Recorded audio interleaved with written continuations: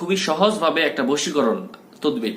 আপনারা এই তদবিরটা যদি করেন অবশ্যই কাজ হবেই হবে ইনশাআল্লাহ। আপনার ভালোবাসার মানুষ আপনাকে ফেলে দিয়েছে, অথবা স্বামী স্ত্রী ছিল, ঝগড়া হয়েছে, অথবা স্বামী স্ত্রীর মধ্যে ভালোবাসা বৃদ্ধির জন্য কিন্তু আপনারা এটা করতে পারেন, অথবা শ্বশুর শাশুড়িকে আপনার আয়ত্তে আনার জন্য, শ্বশুর শাশুড়ি সবসময় বকাঝকা করলে, অথবা যে কাউকে বশীকরণের জন্য এই কাজটা আপনি করতে পারেন।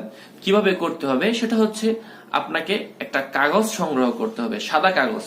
যাকে যাকে বশ করতে চান তাদের প্রত্যেকের নাম ওই কাগজের মধ্যে আপনি লিখবেন এবং নিচে একটা মোমবাতি ধরাবেন।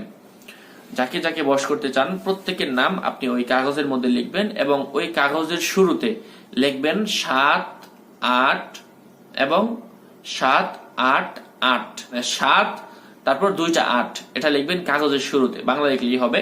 তো ঠিক এই কাজটা আপনি করবেন। লেখার পর আগেই আগুনে পোড়ানো যাবে না, নিচে মোম ধরিয়ে রাখতে হবে। ধরিয়ে আপনি মনে মনে এই আমলগুলো করবেন। একবার আপনি দুরূদ শরীফ পড়বেন সাল্লাল্লাহু আলাইহি ওয়াসাল্লাম, অথবা দুরূদ ইব্রাহিম আল্লাহুম্মা সাল্লি আলা মুহাম্মাদ ওয়া আলা আলি মুহাম্মাদ, এই দুরূদ ইব্রাহিম পড়বেন এবং একবার পড়বেন দুরূদ শরীফ এবং 111 বার পড়বেন আস্তাগফিরুল্লাহ আস্তাগফিরুল্লাহ আস্তাগফিরুল্লাহ, এটাকে ইস্তেগফার বলা হয়। তারপর আপনি বিসমিল্লাহ বলে এই কাগজটা, সামনের যে মোমবাতি ধরানো, মোমবাতি ধরিয়ে কিন্তু এই কাজটা করতে হবে। আগুনের মধ্যে এই কাগজটা পোড়াবেন। পোড়ানোর পর যে ছাইটা হবে, এই ছাইটা আপনি কাঁটাযুক্ত কোনো গাছের গোড়ায় পুঁতে দিবেন। কাঁটাযুক্ত কোনো গাছের গোড়ায় যখন পুঁতে দিবেন, ইনশাআল্লাহ আল্লাহ সুবহানাহু ওয়া তাআলার রহমতে যাদের নাম লিখেছেন তারা অবশ্যই আপনার বশে আসবে ইনশাআল্লাহ।